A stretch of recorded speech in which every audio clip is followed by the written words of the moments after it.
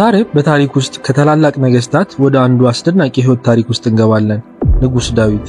የስሙ ትርጓሜ ህሩይ ማለት ነው። የእስራኤል እጅግ ኃያል ንጉስ ለመሆን የተነሳ በእግዚአብሔር የተመረጠ እረኛ የነበረ ልጅ ነው። ጉዞ በድፍረት፣ በእምነት፣ በውድቀትና በመነሳት የተሞላ ነው። ከህይወቱ ያልተሰሙ ትምህርቶችን ስንገልጥ እስከ መጨረሻው ከኛ ጋር አብራችሁን ቆዩ። ዳዊት የተወለደው በ1040 ቅድመ ልደተ ክርስቶስ በይሁዳ ምድር ያለች ትንሽ ከተማ በቤተልሔም ሲሆን እሱ የእሴይ የመጨረሻ ልጅ ነበር። ትውልዱ ከነገደ ይሁዳ ነው። አባቱ እሴይ፣ እናቱ ሀብሊ ይባላሉ። ሀብሊ መልከ ሴት ነበረች። ከጎረቤታቸው ያለ ጎልማሳ መልኳን እያየ በሐጸ ዝሙት ተነደፈ። እሴይም የእሷን ፈቃድ እንደሆነ አውቆ መንገድን እሄዳለሁ ብሎ ስንቁን ይዞ ወጣ። የሄደ መስሎ ከዚያው ውሎ ሲመሽ በልብሱ ተሸፋፍኖ ድምጹን ለውጦ ያንን ሰው መስሎ ገብቶ ከእርሷ ጋር አድሮ ጎሳ ይቀድ ወጥቶ ሄደ። ዳዊት በዚህ ዕለት ተጸንሷል። እነሆ በአመጻ ተጸነስኩ እናቴም በኃጢአት ወለደችኝ ማለቱ ስለዚህ ነው። ተወልዶ ጉልበቱ ከጸና በኋላ የአባቱ በጎች ሲጠብቅ አድሯል እና ዳዊት የህይወት ጉዞ የጀመረው ከዚህ ነው። ታላላቅ ወንድሞቹ በወታደርነት ሲያገለግሉ ዳዊት የአባቱን በጎች እንዲጠብቅ ወደ ሜዳ ተላከ። ብቻውን በምድረ በዳ መትረፍን፣ ኃላፊነትን እና ከሁሉም በላይ ደግሞ እግዚአብሔር ከእርሱ ጋር ጥልቅ ግንኙነት ፈጠረ። በበገና የራሱን የምስጋና መዝሙሮች ይዘምራል እና አሁን የምናውቀውን የመዝሙር መጽሐፍም ጽፏል። ነገር ግን ዳዊት በበጎቹ ተጠምዶ ሳለ መለኮታዊ የሆነ ነገር እየተፈጸመ ነበር። በዚያን ጊዜ ንጉስ ሳኦል እስራኤልን እየገዛ ነበር። ንጉስ ሳኦል ከጌታ ፈቃድ በወጣ ጊዜ እግዚአብሔር ሳሙኤልን ቅባ መንግስት እንዲቀባው አደረገ። እሴይ በጣም ጠንካራና ረጃጅም ልጆቹን በኩራት አቀረበ። ነገር ግን እግዚአብሔርም ሳሙኤልን ነገረው፣ መልኩን ወይም ቅሞትን አትመልከት፣ ሰው ውጫዊውን ያያል፣ እግዚአብሔር ግን ልብን ያያል አለው። በመጨረሻም ዳዊትን አመጡ። ቀይ እና የበግ ሽታ የሚሸት ልጅ። ሁሉንም የሚገርመው እግዚአብሔር እንዲህ አለ፣ ይህ ነው። ሳሙኤል በዳዊት ራስ ላይ ዘይት አፍሶ የእስራኤል የወደፊት ንጉስ አድርጎ ቀባው። የዳዊት ጉዞ ግን ገና ተጀመረ። ብዙም ሳይቆይ እስራኤል አስፈሪ ጠላት ገጠማቸው። የፍልስጤማውያን ተዋጊ ጎልያድ ነበር። ቁመቱ 9 ጫማ በላይ ነበር። እስራኤላውያንን እና አምላካቸው ላይ ሳለቅ ነበር። ከዳዊት በቀር ማንም ሊጋፈጠው አልደፈረም።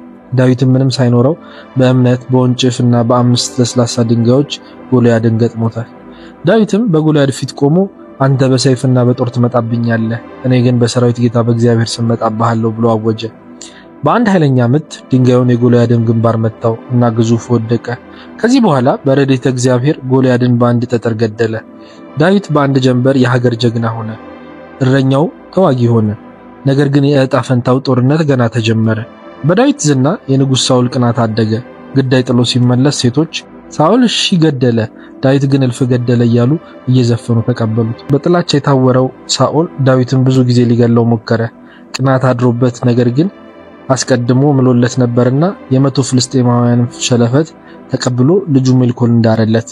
አንድ ቀን ሊገሉት ሲማከሩ ሜልኮል ሰምታ ሽሻለችው። ዳዊት ለመሸሽ ተገደደ። በዋሻዎችና በጫካ ውስጥ ተደብቋል። ሆኖም በዚህ ጊዜ ውስጥ እንኳን ዳዊት ታላቅ ባህሪ ያሳይቷል። ሳኦልም 3000 ሰራዊት ይዞ ተከተለው። ከሰራዊቱ ተለይቶ ሰውነቱን ለመፈተሽ ዳዊት ካለበት ዋሻ ውስጥ ገባ።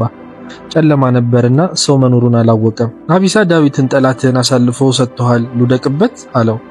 2 ጊዜ ሳኦልን ለመግደል እድሉን አግኝቶ ከበቀል ይልቅ ምሕረትን መረጠ። እግዚአብሔር የቀባውን አልጎዳም አለ። እርሱ የልብሱን ዘርፍ በሰይፉ ቀዶ ያዘ። ሲወጣ ተከትሎ ወጥቶ ንጉስ ሆይ ዳዊት ቢያገኝህ አይምርህም የሚሉህን ለምን ትሰማለህ?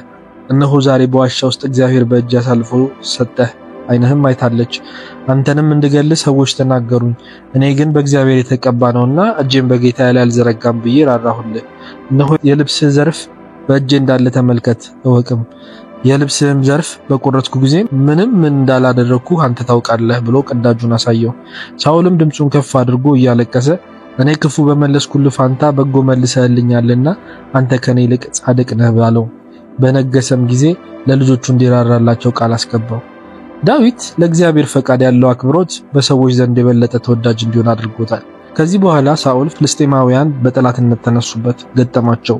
ከጠላቶቹ አንዱ ቀስቱን መርዝ ቀብቶ ጎኑን መታው፣ እንደ እሳት አቃጠለው። ሎሌውን ጠርቶ ገደልነው እንዳይሉ አንተ ጨርሰኝ አለው። ጌታዬ ንጉስ ሆይ ባሪያ ካንተ ጋር ሞታለው እንጂ እገላሃለውን ብሎ እምቢ አለው። የገዛ ሰይፍ ከምድር ተክሎ ወደቀበት። ሌሎቹም እርሱን አይተው በገዛ ሰይፋቸው እየተወጉ ሞቱ። ዳዊት የእርሱን ሞት በሰማ ጊዜ አዘነ። ከብዙ ዓመታት ሩጫ በኋላ ሳኦል በጦርነት ሞተ። በመጨረሻ ዳዊት ንጉሠ ነገሥት ሆነ። በመጀመሪያም በይሁዳ እና በኋላም በሁሉም እስራኤል ላይ ነገሰ። በነገሰ ጊዜ እድሜው 30 ዓመት ነበር። ለ40 ዓመታት ገዝቷል። የዳዊት አመራር አስደናቂ ነበር። ኢየሩሳሌምን ያዘ፣ ዋና ከተማው አደረገው፣ ወደ መንፈሳዊ ማዕከልነትም ለወጠው እና ታቦተ ጽዮንንም በእልልታና በሆታ ወደ ከተማ አመጣ። የሳኦል ልጅ ሜልኮል ዳዊትን በታቦተ ጽዮን ፊት ሲዘምር አይታ በልቧ ናቀችው። ሲገባ ልትቀበለው ወጣ። የእስራኤል ንጉስ በባሪያዎቹ በቆነጃጅት ፊት እርቃኑን በመግለጹ ምን ይከብር ብላ በአሽሙር ዘለፈችው። በዚህ ቢያዝንባት መካን ሆና ሞታለች። ሜልኮል እስከምትሞት ድረስ ልጅ አልወለደችም ነበር። ነገር ግን ታላቅ ንጉስ እንኳን እንከን የለሽ አይደለም። ዳዊት በስኬቱ መካከል ከባድ ስህተት ሰራ። ኢዮአብና አቢሳ ጠላት ለመመለስ ታቦተ ጽዮንን አስይዘው ሰራዊት አስከትለው ወደ አራቦት ዘመቱ። እሱ ከከተማ ቀርቶ ነበር። በሰገነቱ ሲመላለስ ቤርሳቤህ በአጸደ ወይን ስትታጠብ አይቷት ፍቅረ ዝሙት አደረበት። የማን ሚስት ናት አለ። የኦሪዮ አሉት። ኦሪዮ ዘምቶ ነበር። የታማኝ ወታደሩ የኦሪዮ ሚስት ብትሆንም እሷን ፈለጋት። ዳዊትም ቤርሳቤህን አስጠርቶ ደረሰባት። ጸነሰችም። ጽንስ ያሳስተኛል ብሎ ኦሪዮንን አስጠርቶ ስለ ጦርነቱ ሁኔታ ከጠየቀው በኋላ ወደ ቤት ሂድ አለው። እሱ ግን ድንኳን አስተክሎ ከዘበኞቹ ጋር አደረ። አልመጣም ብላ ላከችበት። የሚያሰክር መጠጥ አጠጥቶ ወደ ቤት ግባ አለው። ጌታዬ ንጉሥ ሆይ ታቦተ ጽዮን አእላፈ እስራኤል ፀሐይ ቁሩን ሌሊቱን ታግሰው በሜዳ ሲሆኑ እኔ ቤት ገብቼ ተድላ ደስታ አደርግ ዘንድ ይገባልን ብሎ እምቢ አለ። በማግስቱ ኦሪዮን ፊት መሪ አርጉት፣ ጦሩ ሲበረታችሁት ሽሹ፣ እሱ በዚያ ይሙት የሚል ጽፎ አትሞ ለኢዮአብ ስጠው ብሎ ሰጠው። የዋህ ነውና የሞቱን ደብዳቤ ይዞ ሄዶ ሰጠው። ኢዮአብ እንደታዘዘው ኦሪዮን ከፊት አሰለፈው። ጦሩ ሲበረታ ተጠቃቅሰው ወደ ኋላ ሸሹ። እሱ መለስ ብሎ ምን ሆናችሁ ቢላቸው ጠላቶቹ ደርሰው ልብና ራሱን ብለው ገለውታል። በዳዊት ሕይወት ውስጥ ጨለማው ምዕራፍ ነበር። እግዚአብሔር ግን ነብዩ ናታንን ወደ ዳዊት ላከ። በተሰበረና በጥፋተኝነት ዳዊት አምኗል። እግዚአብሔርን በድያለሁ ብሎ አምርሮ አለቀሰ። በእውነትም ተጸጸተ። እግዚአብሔር ይቅር ብሎታል። ነገር ግን የኃጢያቱ መዘዝ አልቀረም። ይህች ቅጽበት ታላላቅ መሪዎች እንኳን እንደሚወድቁ ለዓለም አስተምሯል። ነገር ግን እውነተኛ ታላቅነት በንስሐና በትንሣኤ ነው። በኋላኞቹ ዓመታት የገዛ ልጁን ጨምሮ ብዙ የቤተሰብ ችግሮች አጋጥመውት ነበር። ልጁ አቤሴሎምን በሱ ላይ አመጿል። በዘመኑ የነበረ ነብዩ ናታን ነው። ዳዊት ከመሞቱ በፊት ታላቁን የእግዚአብሔርን ቤተ መቅደስ ለመገንባት ሁሉንም ነገር አዘጋጅቷል። የሚያጠናቅቀው ልጁ ሰለሞን ቢሆንም ዳዊትም የሚሞትበት ወራት ደረሰ። በሞተበት አልጋ ላይ ለሰለሞን የሚከተሉትን የመጨረሻ ቃላት ሰጠው። በርታና አይዞህ፣ አምላክ እግዚአብሔር የሚፈልገውን ጠብቅ፣ እርሱን በመታዘዝ ተመላለስ አለው።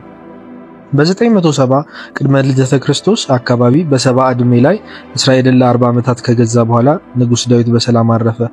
በኢየሩሳሌም ውስጥም ተቀበረ። የንጉስ ዳዊት ሕይወት ንጉስ የሆነ እረኛ ልጅ ታሪክ ብቻ አይደለም። የእምነት፣ የድፍረት፣ የውድቀትና የይቅርታና የመነሳት ታሪክ ነው። ምንም ያህል ትንሽ ብንመስል እግዚአብሔር ለእያንዳንዳችን እቅድ እንዳለው አሳይቶናል። ስንወድቅ እንኳን ልንነሳ እንችላለን። የዳዊት መዝሙሮች በዓለም ዙሪያ በሚሊዮን የሚቆጠሩ ሰዎችን ማነሳሳታቸውን ቀጥለዋል። በእምነት ሁሉም ነገር የሚቻል መሆኑን ያስታውሰናል። ስለተመለከታችሁና እናመሰግናለን። ለተጨማሪ መጽሐፍ ቅዱስ ታሪኮች ላይክ፣ ሼር፣ ሰብስክራይብ ማድረግ አትርሱ። ለእግዚአብሔር ምስጋና ይሁን። አሜን።